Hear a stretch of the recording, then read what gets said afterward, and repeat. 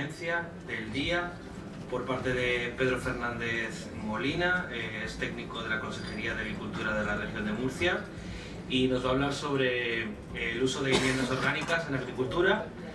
Y bueno, no tengo resumen de su currículum vitae, pero me han dicho que diga que es ingeniero agrónomo. Sí, buena persona, con luces y con sombras, así que como todos y cada uno de nosotros, así que el currículum es pasado y estamos en el aquí y en el ahora, así que sobra, y siendo las dos todavía más. Bueno, gracias a todos, gracias a la organización por invitarme.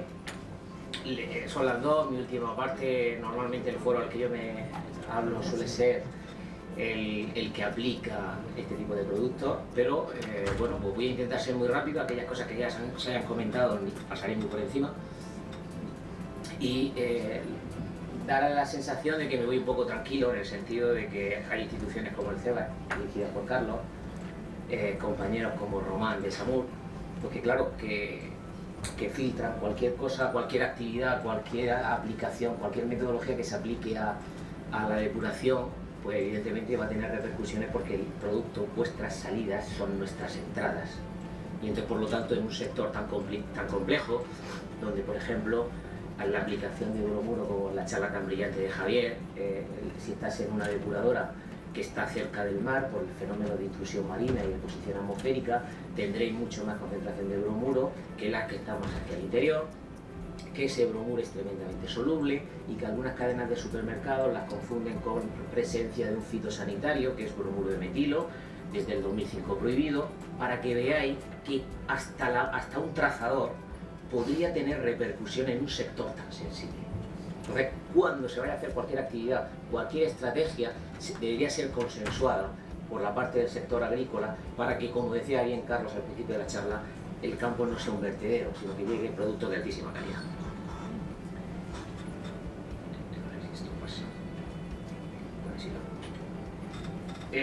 Yo me hago dos preguntas. ¿Qué pasaría si prohibiéramos lo de depuradora en la agricultura? ¿Qué pasaría si prohibiéramos los purines? En esta conferencia se habla poco de purines, pero bueno, no pasaría nada. Probablemente colapsaríamos el sistema de depuradora en menos de un mes, probablemente colapsaríamos el sistema ganadero en 3 meses. Por lo tanto, es decir, todo es transversal, y cualquier actuación que vaya encaminada a prohibir, tan políticamente progre, pues debería de ir asociada, que va a tener una serie de repercusiones en muchos sectores. Por lo tanto, nosotros como agricultura decimos sí a la entrada de estos elementos, pero ordenados. España va a ser sancionada por la directiva de nitratos, sí o sí. Murcia está en el hilo. En muy pocas semanas sabremos si vamos a ser sancionados por la Comisión Europea. La Comisión lo tiene bien claro: una directiva, un sector. Por lo tanto, todos los españoles o todos los europeos no tenemos por qué pagar la descontaminación de aguas superficiales y subterráneas. Así que tenemos la obligación, entre todos, de ponerle solución y mejoras al sector. La directiva no es solamente agrícola, es agro, es decir, agricultura y ganadería. Y las nuevas designaciones en Europa y España van encaminadas más al aumento de la presión ganadera de fuertes empresas del sector porcino, más que al desarrollo o el incremento de la actividad agrícola. De aquí nada, es decir, que evidentemente la desertificación claramente entiende de dónde se encuentra en Europa, que hay suelos con 17% de materia orgánica que no están en nuestra tierra, por lo tanto, nada que decir. Desertificación ya lo hemos hablado. Estos son suelos que no son de otro planeta, eso es Murcia. Eso prácticamente no tiene actividad ni capacidad productiva. Nos encontramos con suelos que, con cultivos distintos, no son capaces de producir, no crece nada. Es decir, empiezan a aparecer problemas asociados a diferentes variables, no solamente una variable química, microbiológica o física, que impiden que en esa zona se pueda cultivar.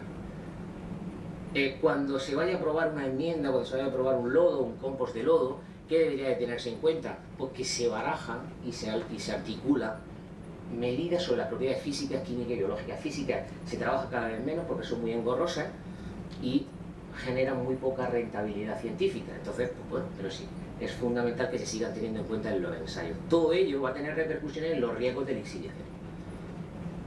Efectos sobre las propiedades físicas, no voy a entrar, diferentes parámetros, una foto vale más que mil palabras, que por lo tanto la foto de la derecha con enmienda orgánica, la foto de la izquierda sin enmienda orgánica, la distribución, el diagrama de presiones son completamente distintos y por lo tanto la dinámica de los bulbos también lo son. Es decir, que un agricultor le llegue un lodo o un compost de lodo con el más de pH 12 es una información relevante que debería de recibir el agricultor sí o sí. No podemos tratar todos los lodos como lodos y todos los compost como compost. Si se ha tratado con cal a pH mayor de 12, la solubilidad de determinados nutrientes va a ser clave. Por lo tanto, el compañero Carlos, que lo comentaba anteriormente, es importante que el receptor último, el agricultor o el técnico, tenga información de primera mano de cuáles son las características de ese lodo, de ese compost. Y más en un suelo o en suelos calizos, calcáreos, como son los de la región de Murcia. Propiedades químicas, ya la comenta Carlos por encima, es decir, que la aplicación de enmienda orgánica en un suelo, en una media de menos del 1,5% de materia orgánica, estas estrategias son impensables, son fundamentales, que tenemos que integrarlo, como no puede ser de otra manera, en nuestro sistema, pero no merece la pena. Pido perdón por el tema de la rapidez, pero creo que ganamos todos. Es decir, influencia en micronutrientes, es decir, cómo la aplicación de lodo, de compost, afecta a ciclos de micronutrientes hacia el lado de la solubilización, de la quelación, a través de los microorganismos que aportan estas diferentes enmiendas. Actividades microbiológicas, por supuesto, nada. Desde la propia administración, desde la propia Consejería de Agricultura, hemos diseñado una calculadora en la que hemos trabajado mucho al principio también con Román. Esta es para la agricultura, pero podría ser implementada fácilmente al sistema de la depuración. ¿De qué cantidad? Porque hasta ahora se autoriza por parte de nuestros compañeros de medio ambiente la aplicación de lodo, pero el tema de la tosis es algo que merece la pena que trabajemos conjuntamente. Si analizamos un análisis de lodo que nos llegó a mi oficina, pues con un 7% de nitrógeno, un 4,60 de fósforo, de PO5 y un 0,66, más o menos dentro de los rangos de los que ha comentado el compañero Román anteriormente, observamos que si utilizamos la calculadora, que es de fácil aplicación, tú puedes irte a hacer un balance de nitrógeno convencional completo, o te puedes ir a las diferentes entradas del sistema, en este caso con el 7,12, el 18% de materia seca y aplicando 40 toneladas por hectárea, pues supondría 512 kilogramos de nitrógeno por hectárea y año. ¿Eso qué significaría? Que para este lodo, para cumplir con el límite de 170 kilogramos, siempre y cuando el cultivo sea capaz de extraer más de 170. Si lo utilizamos en el noroeste de Murcia, con cultivo de cereal, cuyas extracciones van a ser 60, la cantidad de lodo que debería de aplicarse o de compost, independientemente del origen, sería 60. Es decir, tenemos la obligación de la componente agronómica meterla en el sistema. En este caso, la dosis máxima que debería de autorizarse sería no máximo de 13 toneladas por hectárea. Por lo tanto, 1,3 kilos por metro cuadrado. En el caso de que, lo que he dicho anteriormente, el cultivo sea capaz de extraer más de 170 kilogramos de nitrógeno por hectárea. Esto es una memoria ambiental, una memoria que se ha presentado y que por lo tanto, pues bueno, simplemente coloca cultivo tierra arable. No conozco ningún cultivo que sea tierra arable. Supongo que será un cereal extensivo, es decir, la tierra arable per se no es ningún cultivo que consume, y dice que por necesidades de NPK podría aplicar hasta 94,6 toneladas por hectárea y año. Bueno, pues evidentemente, si estamos aquí, estamos con este tipo de proyectos y estamos bastantes administraciones aquí, es para que seamos capaces de articular de que esa memoria es inadmisible. Tenemos que aplicar un balance de nitrógeno coherente, razonable, que todos trabajemos con las mismas armas y que sea evidentemente basado en el rigor.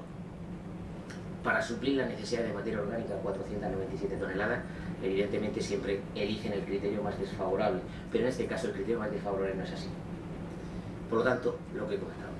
Existe un proyecto de Real Decreto donde hay un grupo de expertos, en el que está Carlos aquí presente, que está elaborándolo, donde, por lo tanto, va a modificar el 1310, en el sentido de que todos los inputs que entren al suelo tienen que estar formando parte de ese balance de nitrógeno, que entiendo que será muy parecido al de la directiva de nitrato, porque si no nos vamos a volver locos de cuál es el balance, si tenemos en cuenta deposición atmosférica o no, si tenemos en cuenta el pastoreo. Es decir, una serie de criterios que yo mediante espero que nuestros compañeros del Ministerio sean capaces de articular y generar coherencia. Este es el mapa actual de zonas vulnerables en la región de Murcia, de lo que se hay fuera de Murcia, en los próximos meses el mapa de zonas vulnerables va a cambiar enormemente. Este es el informe de Confederación Hidrográfica del Segura. Las masas en rojo son las masas que están contaminadas. Si la aplicación de lodo de depuradora está prohibido en zonas vulnerables a la contaminación por nitratos, pues va a quedar muy poquita región donde se va a poder aplicar este lodo.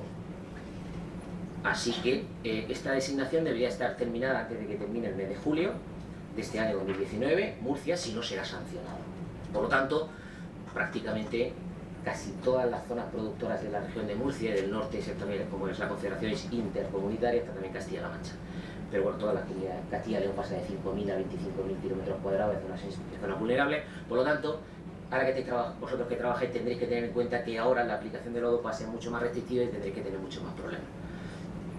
Sí, claro, si dejamos al legislador, pues un poco, como decía Carlos, no hay esa conexión entre el investigador y el legislador, pues sale una cosa como la Ley 1/2018 del Mar Menor, donde limita, prohíbe en el artículo 7 la aplicación de determinados lodos.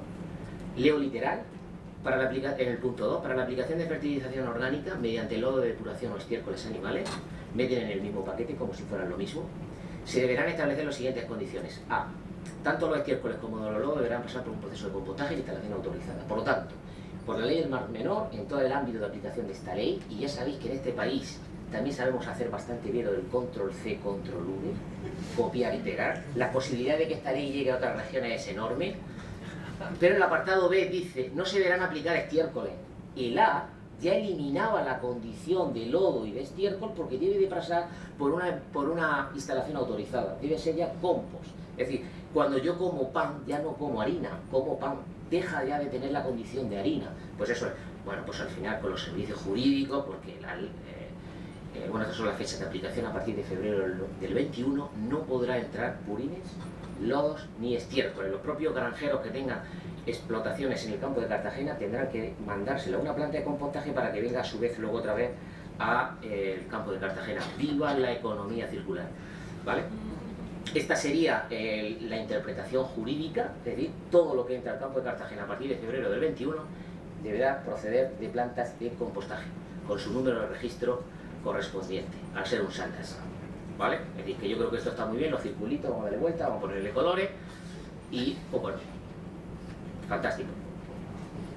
¿Vale? Esta sería un poco la secuencia de la mineralización, no voy a entrar en este sentido, eso es agronómico puro, pero sí que quiero pararme en un parámetro que los ingenieros agrónomos ahora del campo empezamos a tener en cuenta y que sería interesante que vosotros también lo tuvierais en cuenta. Si analizamos el ratio nitrógeno PO5 y el nitrógeno potasio de un estiércol animal, es bastante diferente de un lodo de depuradora. Esas relaciones iónicas son diferentes. ¿Qué significa? Pues que los diferentes cultivos tienen relaciones iónicas de absorción de nutrientes diferenciales. Es decir, si aplicamos, y en el que estamos centrados ahora el caso, un lodo de depuradora, con una relación nitrógeno-potasio de 10, no hay ni un solo cultivo que extraiga con esa proporción. Por lo tanto, aplicar lodo de depuradora en una agricultura ecológica es imprecisa. ¿Por qué? Porque se van a producir o déficit o exceso de nutrientes, porque lo que yo aplico en grandes cantidades y en proporciones no son las mismas proporciones con las que los cultivos lo extraen. ¿Dónde va la clave? En combinar el lodo de depuradora con estrategias de fertilización. ¿Qué se va a producir en el caso de aplicación de lodo? Una acumulación de fósforo, lo que decía Carlos, porque su ratio es 1.5 y la mayoría es 3. ¿Qué es lo que habría que hacer para evitar esa acumulación de fósforo? Incrementar el nitrógeno en forma mineral. ¿Qué vamos a hacer? Consumir esa reserva del fósforo. El nitrógeno igual. Normalmente un lodo se caracteriza por altas concentraciones, pero las plantas no extraen por cantidades absolutas, sino por proporciones relativas. ¿Qué es lo que se va a producir? Un déficit galopante de potasio. ¿Qué requeriría este tipo de actuaciones de lodo? La combinación con fertilización con aplicaciones de abonado potásico. Es decir, este tipo de estrategia lo que nos da es que lodo de depuradora y purines de cerdo, sí. ¿Cómo lo integramos en el sector agrícola? Manejo agronómico y gestión integrada de insumos. Nada más que decir. Muchísimas gracias.